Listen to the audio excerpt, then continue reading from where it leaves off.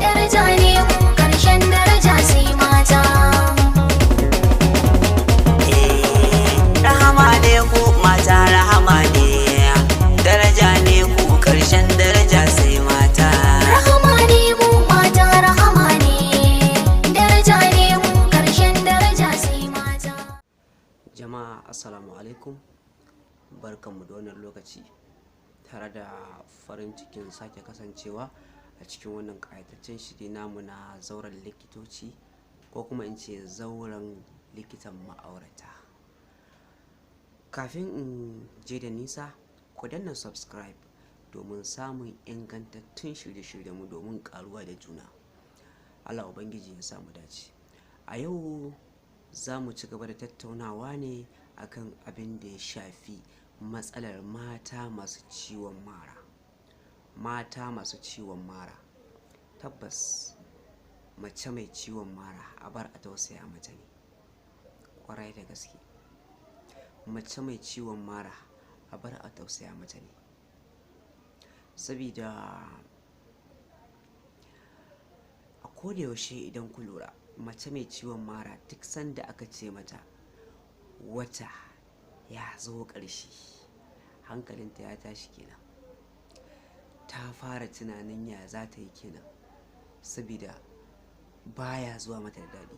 Wasu matan har su ma suna yi, wasu matan kuma idan ciwon ya ciwo, hai, Allah Ubangiji dai ya samu dace. To, kamar da yadda aka saba, zan ba da abin da Allah Ubangiji subhanahu wata'ala ya hore mu dangane da mata masu ciwon mara.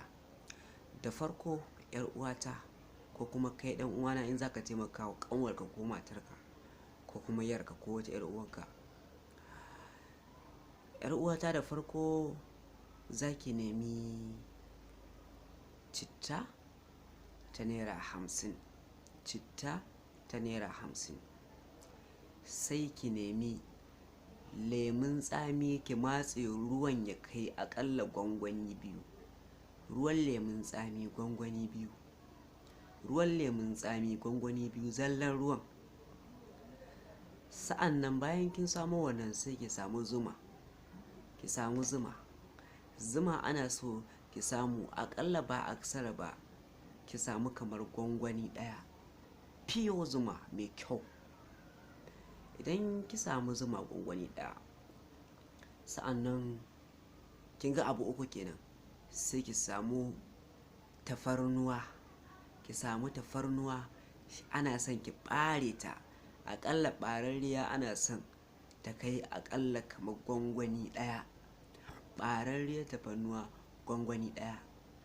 Idan aka markaɗa ta kuma, sai a zuba mata ruwanta gwangwani 2, ɓararriyar tafarnuwa gwangwani 1, sai a zuba mata ruwa gwangwani 2.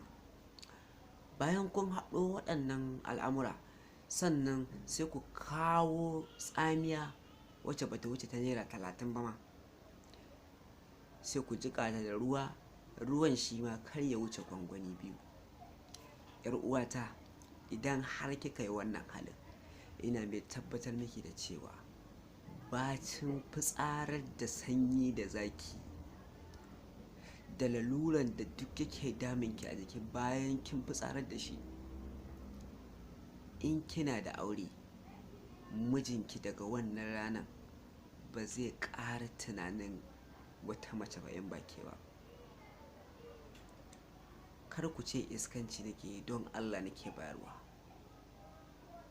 Mijinki ba zai ƙara tunanin wata mace ba sai ke, saboda na farko duk wani ni'ima da wani annashuwa zai dinga samun su daga gare ki. Komai naki zai dawo zamzam tamkar sabuwar aure. In ko baki aure ba, to ina mai tabbatar miki da cewa za ki samu ƙarin lafiya a jikinki. Haka zalika, kin fita da laluran da ke daminki, sai dai ma ki dinga jin matsalan a gurin wata. Ke ma inda hali sai ki taimaka mata, ki faɗa mata ga abubuwan da za ta nema.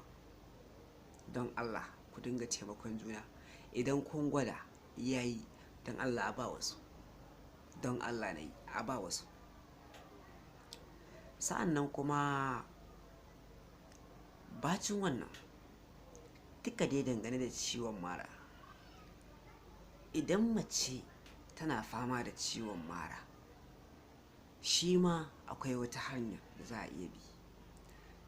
Za ku nemi namijin goro aƙalla ta Naira 50.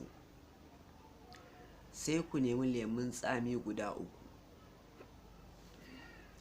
Idan ku nemi lemun tsami guda 3, sa'annan sai citta ƙwaya ɗaya amma ya kasance mai kamar yatsu 3. Da farko za ku dake wannan namijin goro. In ku dake shi, sai ku ɗan zuba masa ruwa aƙalla bai wuce kamar ɗan ludayi ɗaya ba, ludayin kunu.